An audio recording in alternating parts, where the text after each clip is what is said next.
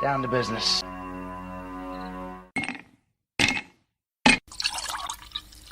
That's the nectar of the gods, baby. Hello, Whiskey Musings fans. Welcome to this latest edition of the Whiskey Musings broadcast. I am your venerable host, Rick. I've had some ups and downs. This week has been a incredibly emotional week. I've had highs and I've had lows. The high, of course, was that my daughter in particular, she had a birthday. So happy birthday, Tessa.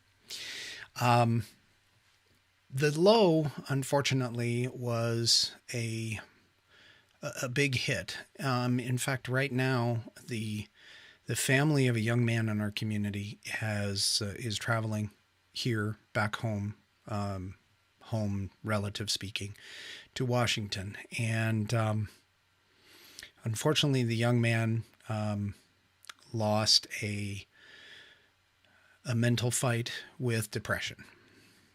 And it's very sad, very, very emotional, hit home for me a little bit as well.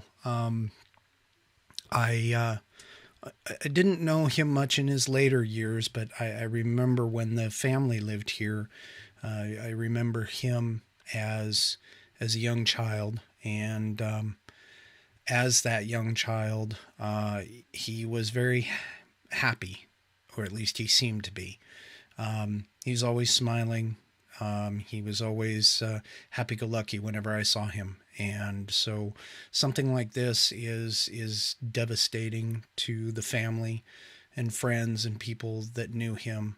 And I just felt that we should, that I should at least mention him, not his name, but just mention him as a part of the show, and just say that depression is a very serious situation, and it can spiral out of control very quickly. It's something that I think that we all should try and help someone if you can. Reach out, talk to people, talk to someone. Dealing with it, I've had some bouts myself. Don't know if I can necessarily say that it went down a very, very dark path. I was able to pull out of it before it became too bad. But that being said, it's a very sad situation. And I know that I feel badly for the family. My prayers are for the family and the friends of this young man. So anyway, I don't know what else I can really add to that other than if you are dealing with depression, if you are if you feel depressed, if you feel out of sorts, do yourself a favor, try and get some help, talk to somebody, even if it's calling one of those 1-800 numbers. I mean, I did a quick Google search earlier just to see how quickly a number can be found. You really need to reach out. You cannot deal with that on your own. It is definitely something that needs to be taken care of right away. As much as, in today's society, we try to, hide things and look and be happy. We really need to try and take care of ourselves, take care of our family members, look out for signs, things like that. If you think something is off with someone, then definitely take a look, get involved, try and help them out as much as possible. So anyway, my prayers and condolences to the family. I won't say his name. They're not even aware that I'm doing this or even speaking about it, but my prayers and condolences to the family on this. I kind of derailed a little bit of what I was going to talk about, as far as that goes. And, but it's a very serious situation. It's something that I definitely had to bring up and talk about. There's times where you don't even know what a person might be thinking in their mind and what they might be going through. It is, depression is a very silent situation for most people because most people don't want to talk about it. And they don't want to involve people. It's very tough to deal with. They also tend to put on happy faces for the people around them. And because it's an internal challenge that must be undertaken, it tends to be one of those things that someone doesn't want to express. And so it becomes difficult to find words or to even understand what's going through a person's mind without them telling you. And so this is something very, very personal, usually. And so it becomes difficult to even try to reach out. But I encourage anyone who might be feeling this way to definitely try to reach out to someone. It doesn't have to necessarily even be family. I mean, it can be a priest, it can be, rabbi, whatever religious affiliation that you've got going on. It could be any number of people that you could even try to reach out to. There's 1-800 numbers. There's definitely places that are out there for you. Get some help. Definitely get some help. But this is not a battle that you should be battling alone. And it's not something that you should try to take on by yourself, because believe me, it can cause a lot more pain and heartache than what you can imagine within yourself if you don't try to help yourself and try to get help for it. And I know it's tough talking about it. I know, like myself, I'm a very introverted person, and it's difficult for me to talk about things. But even in some of the darker days that I've had in my past, it's kind of difficult to bring up and mention. But you have to do this, because you cannot battle this beast alone. It is very tough. So my condolences go out to the family and the friends of this young man, and words just cannot express the loss. Again, I only knew him for a little while. My wife ran into him in town here recently a few times, and by all accounts, he seemed to be happy, but unfortunately, it's a silent thing to have to deal with, and it is very tragic. There's a lot of questions whenever something like this happens, especially from the family members who, don't know or understand what this person might have been going through.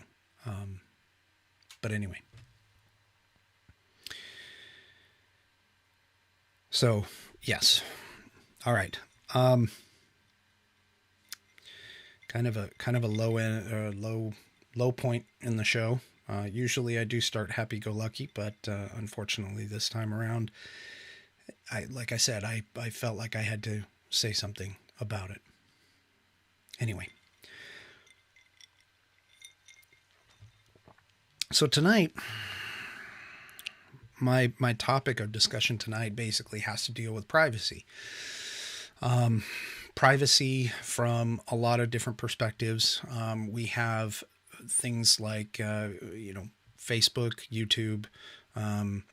We have cameras, people taking selfies and pictures and things all throughout the community. And you honestly, half the time you're not even aware that you're on camera, but all of a sudden you're in the background somewhere by somebody's photo, and they post it online. And so my question tonight basically becomes, at what point is privacy dead? I mean, are we at that point right now within the society today? I can tell you that there are several times that I've been out in public, walking around, and I see people having their phones up to their faces, and they're taking photographs, taking videos, things like that. We talk about, the photobomb. Photobomb was a really big deal back in the day. It was kind of fun to do. But today, with everything going on, we also have things like technology that is being proposed in relation to like COVID-19 to start essentially giving people the opportunity to show that they've been, vaccinated or not had the disease or whatever. And the suggestion, I think it was by like a Bill Gates funded foundation or something, was to do a little implant in your hand. And the implant would contain information as to whether or not you have, had the virus, whether you've built up the antibodies and that kind of stuff. And then that would in turn be utilized to allow you to move about your normal course of business or course of day. And so that brings up some privacy concerns. It brings up some things with regards to personal privacy and privacy from a standpoint of being able to be tracked. And here in America, we're very big on keeping things private. We tend to think that privacy is there, but to be honest with you, things like Facebook, for an example, I mean, so many people are like posting what they're doing, what they're eating, where they're at. You've got, the different things about checking in, checking out. You've got all these different tracking apps that are going on. And so, is that worth losing your privacy? Losing the privacy of your personal self? And I really think that as far as that goes, that, the only place that today that we really have that is completely private is still up here in your mind. And even then, it may not be so. We could be in a situation where the government could already have something that could penetrate your mind, penetrate your thoughts. I mean, thoughts basically are energy, right? So the question really becomes, where is our privacy? And I can tell you, traveling overseas, there's some countries that, video calls are the norm. And these individuals are walking through, airports, public spaces, and they're on a video call. And they're talking to these people. They're talking to, their friends and family. The phone's on speakerphone, and they're talking and videotaping. And the cameras are much wider than just what is directly to your face. And so realistically, are these things private? And they're not. Granted, you're in a public space. I get it. However, here's another example when we're dealing with privacy. There was a news story out this week where this TV anchor was doing a story on hair cutting, and because of all the hairdressers being closed and that kind of thing, she was doing a story on, the haircuts and the hair clippings and beauty salons and that kind of stuff. Well, she's doing it in the bathroom. So that's kind of a no-no, but it wouldn't be so bad if it weren't for the fact that her husband was showering in the same bathroom behind her in the shoulder and over her shoulder. And the camera was wide enough that it caught him in full view, and I mean full Monty view. Now, granted, the clips that I've seen, they obviously blurred it out, but he's in full Monty view. And some of the viewers in the chat windows and stuff, they even showed it. They even popped it up, and they even had it on the broadcast. And so, the question, granted, I mean, we could get into the whole, ethical questions as to why she did this in her bathroom, knowing that her husband was there, knowing that he was doing what he was doing. Maybe it was a shocking event. I don't know. Maybe it was something that she wanted to do in order to, shock and create her 15 minutes of fame. I don't know.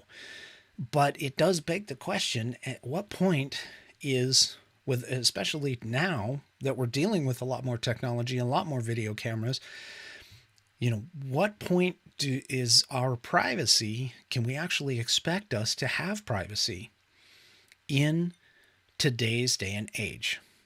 And that's the question that I put out to you guys. So, toward that end,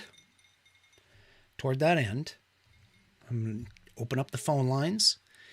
And if you have a comment or a question or something, if you have something that you want to discuss about that, why don't you go ahead and give me a call?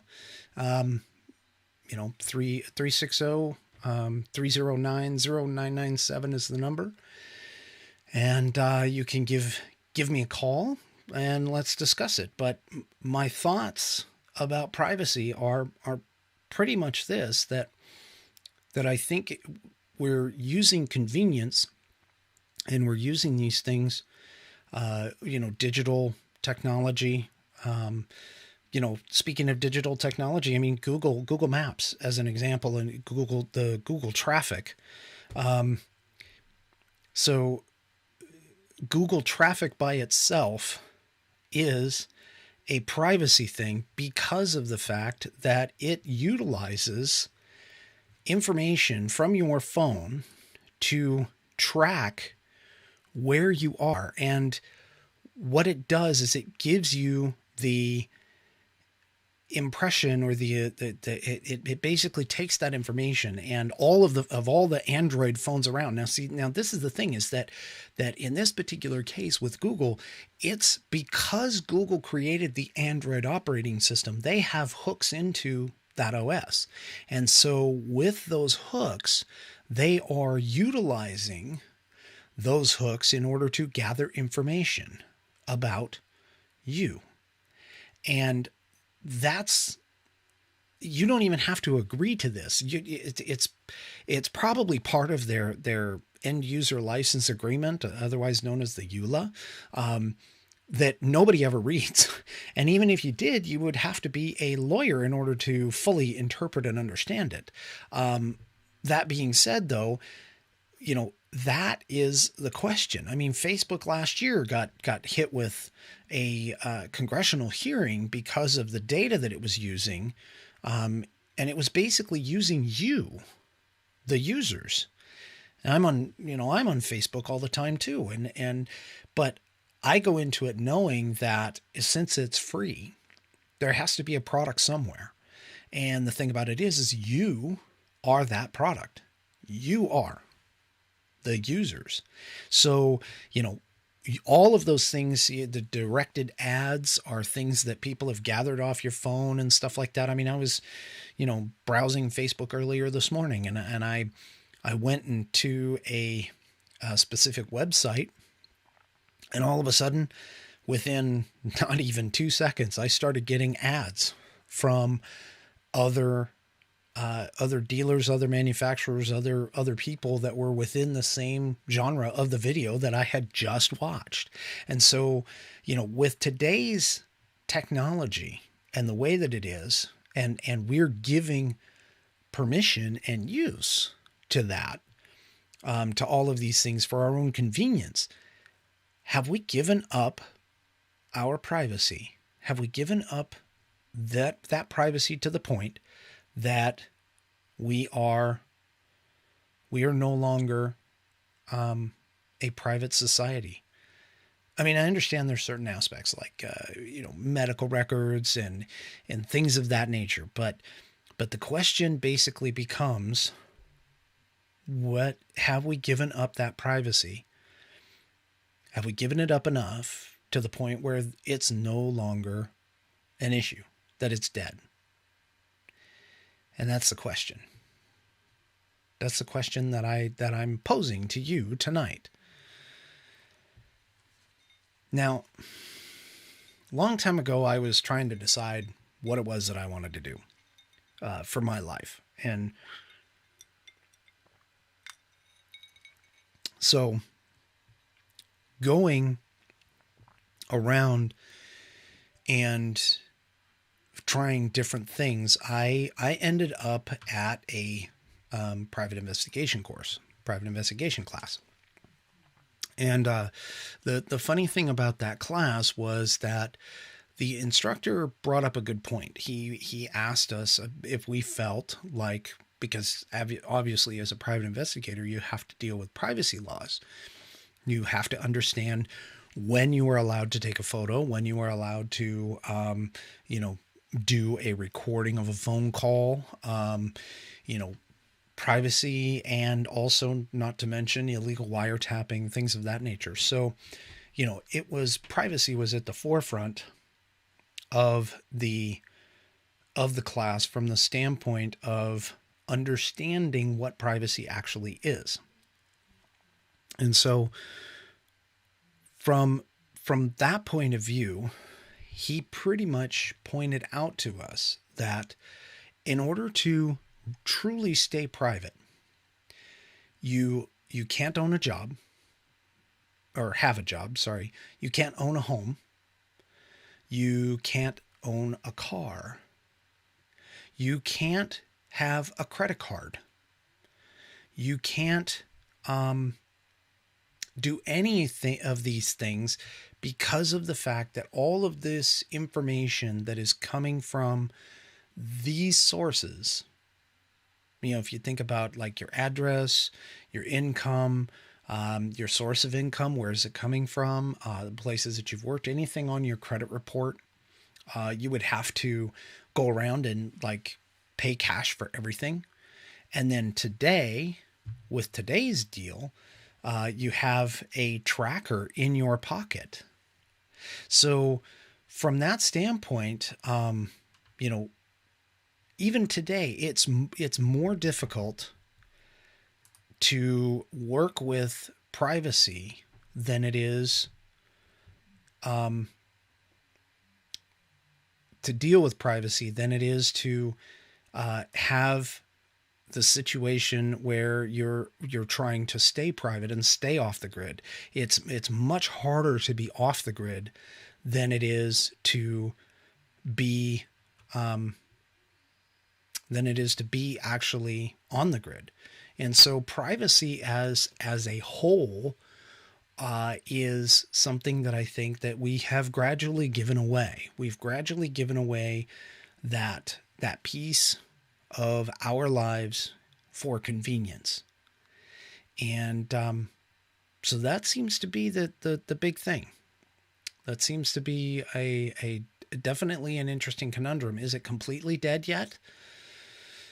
That I don't know. I mean, we have electronic devices in our homes that are listening to us all the time. If you have,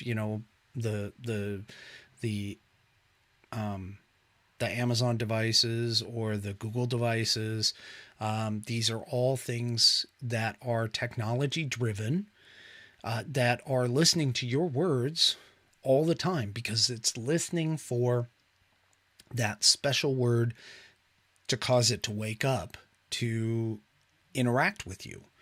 And so, having these things in your home they're basically technology-driven eavesdropping devices that you've placed in your home. Now, they're convenient. They're extremely convenient. If you think about, how Star Trek was and that kind of stuff, you just spoke it into existence. You'd say, computer or whatever, and you'd just speak it into existence. So the question, I think, at least on my mind, is, again, if we've given this up, how far have we gone? Have we gone to the point where privacy is completely dead? And to be honest, I don't know that answer. I don't know the answer to that question. I think we're pretty close. I even think things like, because working in healthcare, the healthcare industry, we have, the HIPAA laws, and we have Sarbanes-Oxley, and we have a lot of the laws that are supposed to protect our personal information. But I can tell you that there are challenges there as well. Just security challenges. There's challenges with who gets the information, when they get the information, how they see the information, what types of things can they do with that information. And so I seriously wonder whether or not we've gone too far with the privacy. And if we have, can we even get it back? Can we even get it back? And I believe that we can't. I believe we've given it up way too far right now for us to bring it back at all. I think we've gone too far.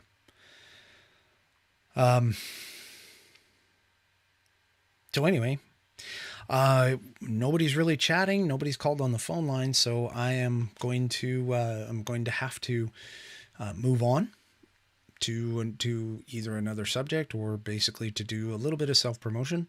I would really appreciate it if you would